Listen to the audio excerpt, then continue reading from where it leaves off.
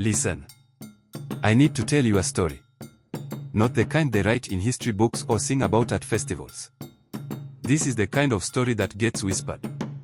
The kind that makes elders look away. The kind that proves some loves are worth dying for. This is about a man named Kunta. A warrior who made a promise to a woman he had no right to love. And a prince who believed the world and everyone in it belonged to him. By the time this story ends, blood will soak the earth. A kingdom will fracture. And you'll understand why some debts can only be paid with everything you have. But first, let me take you back. To where it all began. To the village of Nambara. I grew up hearing stories about Nambara. My grandmother said it was a place where the earth itself remembered. Where baobab trees stood like ancient sentinels, watching generations rise and fall. Where boys became men through pain, and men became legends through blood. This wasn't a gentle place. If you cried, they gave you a heavier spear. If you hesitated, they questioned your ancestors. And if you were weak, well, the weak didn't survive long enough to have stories told about them. Pause. Kunta was 23 when this happened. And listen, this wasn't some fairy tale prince. This was a warrior forged in a furnace of expectation. His father died defending the village when Kunta was just 7 years old. Killed by raiders. Spear through the chest. Died protecting the children hiding in the grain storage. Sambaton. So Kunta didn't just inherit a name. He inherited a debt. A standard. A shadow he could never outrun. Sound shifts, training sounds, grunts, spear strikes. By the time he was 20, his spear arm was legendary. The elders nodded when he passed. Young warriors studied his stance, trying to copy the way he moved, fluid, controlled, like violence wrapped in patience. And the mothers? They warned their daughters about him. That one has no time for softness, they'd say. His heart is stone. They were so incredibly strong. Because here's what they didn't understand. The hardest iron melts fastest in the right flame.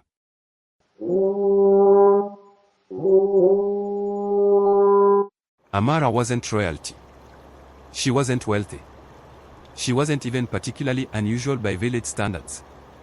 Her mother died giving birth to a sibling who never took a breath. Her father, the potter, spent his days shaping clay with hands that never quite recovered from grief. Amara learned early that survival meant being useful. Being quiet. Being invisible. But some people refuse to disappear, no matter how hard they try. The first time Kunta saw her was at the river. He was coming back from a 3-day patrol, exhausted, covered in dust, probably smelling like death. And there she was. Kneeling by the water's edge, clay pot balanced on her shoulder, morning light catching her face like she was something holy. Soft laugh. My grandmother said Kunta literally forgot how to speak. Just stood there. In the middle of the river. Staring. Like his brain had completely short-circuited. Amara looked up and said, "And I love this. The water is clearer upstream, a warrior." And Kunta, this man who faced raiders without flinching, stammered something about checking for crocodiles. Amused tone. There hadn't been crocodiles in that river for 10 years. Everyone knew it. But Amara just smiled and said, "It only takes one beat." And that was it. That smile. That moment. The warrior was done. They met in secret after that. 7 times before he learned her name. 13 times before she let him walk her home. 21 times before she admitted she came to the river early, hoping he'd be there. In a village where everything was public, marriages arranged in open air, disputes settled before witnesses. Kunta and Amara built their love in whispers. In glances across the market. In his hand brushing hers when no one was watching. In the way she saved him the last piece of honey bread at festivals. One night, she asked him. "My father says love is choosing someone every day. Is that true?" And Kunta, without hesitation, said, Then I choose you every sunrise. Even when it's hard, she whispered. Firm. Especially then. Pause. He meant it. God, he meant every word. But neither of them understood yet what that promise would cost. Because that year, the festival of first harvest was coming. And with it, the crown. Picture this. 3 days of dancing, feasting, thanking the ancestors for rain and harvest. The entire kingdom gathered in Nambara. Joy everywhere. Hope everywhere. And then, sound royal horns, the crowd going quiet. The gates opened. Prince Zubari rode in with 30 warriors. His horse was white as bone. His robes were dyed in royal indigo, the kind that cost more than most families earned in a lifetime. And his eyes, tone darkening.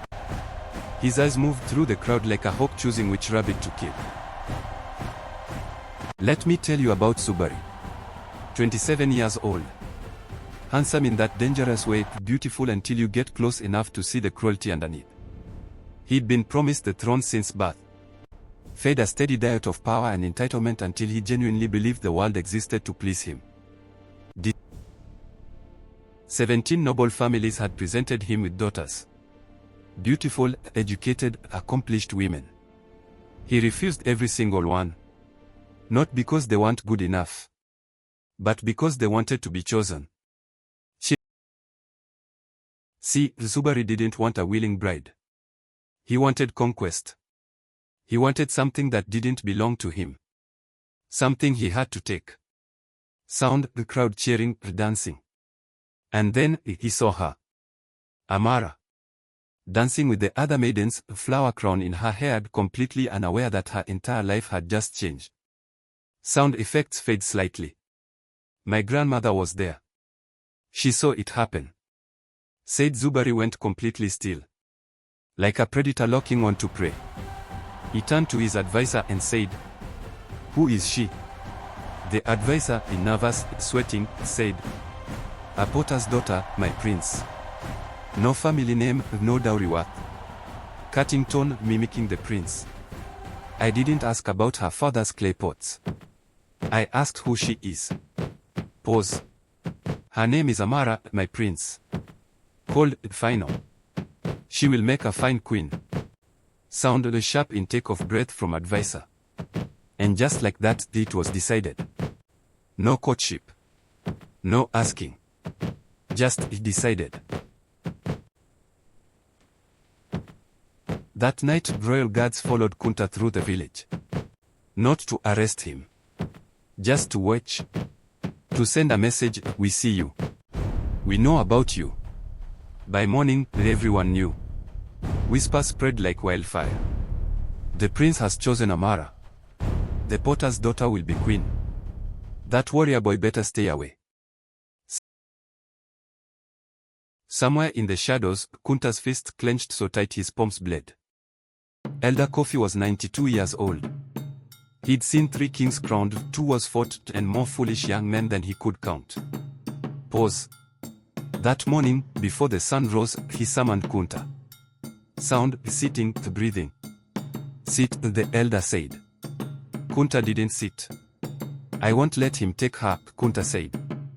His voice was controlled, but you could hear the rage underneath. The elder looked at him, really looked at him, and asked. Mimicking elder's weathered voice. "Won't? Or can't? Tell me, young warrior, can you stop the rain? Can you command the sun not to rise?" Kunta's voice, angry. "This isn't nature, elder. This is injustice." Elder, sadly. "To the powerless, they are the same thing. When a prince desires something, blood follows. Every single time. Not always because he's cruel, though Zubari is. But because the crown doesn't ask. It takes." Pause. Kunta said, "Then let my blood be the price." Sound, the elder standing or walking closer. And this is the part that broke him. The elder said, "Your blood, I can accept. But what about hers? What about your sisters? Your cousins? What about the 43 families in this village who depend on the crown's protection? On trade routes? On mercy? Heavy, crashing tone. A man who fights power must be ready to watch everything he loves burn. Are you ready for that, son of warriors? Silence. Kunta left without answering. Because the truth, and the terrible, crashing truth, was that he didn't know. Love makes us brave. But wisdom forces us to count the cost. And sometimes, the cost is too high. That night, Amara was supposed to meet Kunta. Their secret place, an old fig tree where the roots grew like thrones and the branches hid them from the wall. He waited. 1 hour. 2. Sound the drums, ceremonial, ominous. And then the drums started. Not celebration drums. Command drums. The kind that announced royal decrees. Sound running, a crowd gathering. Kunta ran. Pushed through the crowd gathering in the village center. And there, music, the heartbreak theme. On a platform draped in royal cloth, stood Prince Zubari. Next to him, a head bowed, wrist bound in golden cord. Amara. Sound. Zubari's voice rang out, mimicking Prince, a performative. Good people of Nambara. The crown has blessed this village. This woman, Amara, a daughter of Jabari the Potter, has been chosen. She will be honored, prepared, and in 1 month's time, she will become my wife. Sound the first. My grandmother said Kunta's hand went to his blade. Said his vision narrowed. Said for 1 moment, he was going to do it, charge the platform, damn the consequences. But then, Amara's eyes found his across the crowd. And in that look, he saw everything. Not fear. Not surrender. But a message. Not yet.